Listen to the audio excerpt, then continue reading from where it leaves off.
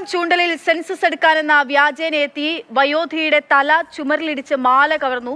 ചൂണ്ടൽ സ്വദേശിനി ചണാശ്ശേരി വീട്ടിൽ തങ്കമണിയുടെ മാലയാണ് കവർന്നത്. MS ലിഷോയ് വിവരങ്ങളുമായി ചേരുന്നുണ്ട്. ലിഷോയ്, എപ്പോഴാണ് ഈ കവർച്ച നടന്നത്? ഇവരുടെ തല ചുമരിലിടിച്ച് വലിയ പരിക്കേറ്റിട്ടുണ്ടോ? വിവരങ്ങൾ എങ്ങനെയാണ്?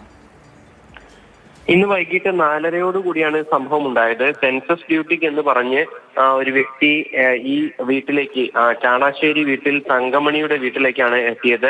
ആദ്യം തങ്കമണിയുമായി സംസാരിച്ചു. പിന്നീട് വെള്ളം വേണമെന്ന് പറയുകയാണ് ഉണ്ടായത്. അങ്ങനെ വെള്ളം എടുക്കാനായി തങ്കമണി വീടിനകത്തേക്ക് കയറിയ സമയത്ത് പുറകെ ഈ വ്യക്തിയും കയറുകയായിരുന്നു. അതിനുശേഷം പുറകിൽ നിന്ന് തല ചുമരിൽ ഇടിച്ച് കഴുത്തിലുണ്ടായിരുന്ന 3 പവന്റെ മാല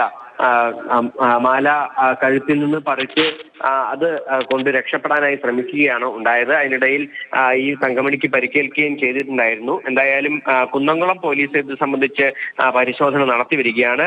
പരിക്ക് ഗുരുതരമല്ല, പക്ഷെ അതേസമയം തന്നെ ഈ തല ഇടിച്ചതിന്റെ ആഘാതം ഉണ്ട് ഈ തങ്കമണിക്ക്. എന്തായാലും ഇതുമായി ബന്ധപ്പെട്ട് കുന്നംകുളം പോലീസ് വിശദമായ അന്വേഷണം നടത്തുന്നുണ്ട്.